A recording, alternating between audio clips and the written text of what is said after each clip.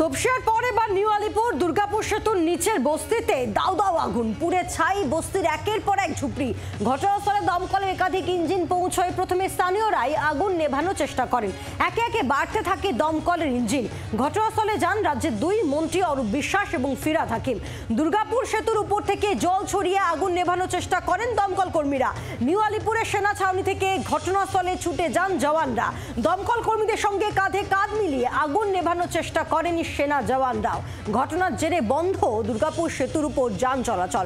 শুক্রবার সকালে আপনাদের মনে থাকবে যে তপসিয়ায় এক বস্তিতে আগুন লাগে, শতাধিক ঝুপড়ি পুড়ে ছাই হয়ে যায় এবং তার 24 ঘন্টার ব্যবধানে শহরের দুই বস্তিতে আগুন লাগার ঘটনায় বাড়ছে উদ্বেগ।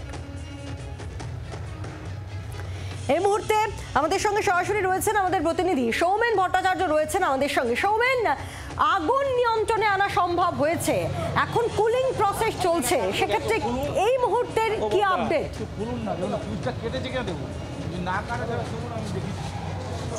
দেখো, একদমই তাই। একদিকে যখন কুলিং প্রসেস চলছে এবং অপর দিকে আমি তোমাকে দেখাবো যে এই মুহূর্তে আমি যেখানটায় রয়েছি ঠিক সেখানে যে নিউ আলিপুর মাল্টিপারপাস স্কুল রয়েছে সেখানে কিন্তু যাদের ঝুপড়ি ঘর ছিল এবং যেখানে অগ্নিসংযোগ হয়েছিল এবং সেখানে থেকে যাদের এই মুহূর্তে কিন্তু আশ্রয় রীতিমতো চলে গেছে তাদেরকে যে থাকার ব্যবস্থা করা হয়েছে নিউ আলিপুর মাল্টিপারপাস স্কুলে, সেইখানে কিন্তু আমরা যেমনটা দেখতে পাচ্ছি তাদেরকে কিন্তু একে একে সেখান থেকে নিয়ে আসা হচ্ছে এবং এইখানেই তাদেরকে কিন্তু থাকতে দেওয়া হচ্ছে এবং তার পাশাপাশি রাতের থাকার ব্যবস্থা এবং খাওয়ার ব্যবস্থা সব কিছুই কিন্তু এখানেই করা হচ্ছে। যেমনটা আমরা দেখলাম, যেহেতু শীতের রাত তাদের জন্য কিন্তু কম্বল পাশাপাশি তিরপল সব কিছুর ব্যবস্থা করা হয়েছে।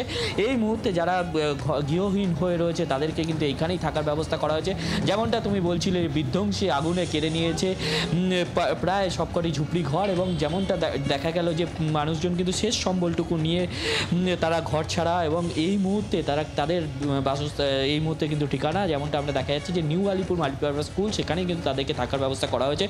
এবং তার পাশাপাশি তোমাকে যেমনটা জানাবো যে একটু আগেই স্বরূপ বিশ্বাস তিনি যেমনটা জানাচ্ছিলেন যে তাদের যাতে কোনো রকম অসুবিধা না হয় যে সেই ব্যবস্থাগুলো কিন্তু তারা দেখছেন এবং আমরা যেমনটা দেখছিলাম যে এখানে কিন্তু স্থানীয় লোক যারা রয়েছেন তারা কিন্তু পুরোটাই কিন্তু তত্ত্বাবধানে তাদের যাতে কোনো রকম অসুবিধা না হয় তাদেরকে নিয়ে আসা থেকে ধরে এবং থাকার ব্যবস্থা, যেহেতু শীতের রাত এবং তাদের জন্য কম্বল থেকে ধরে তিরপল সব কিছুর ব্যবস্থা করা হয়েছে এবং পাশাপাশি রাতের খাওয়ার ব্যবস্থা করা হয়েছে।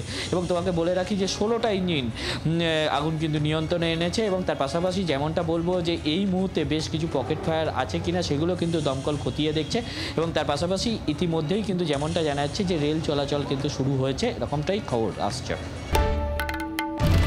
বাংলার আওয়াজ, বাঙালির আবেগ, জি 24 ঘন্টা।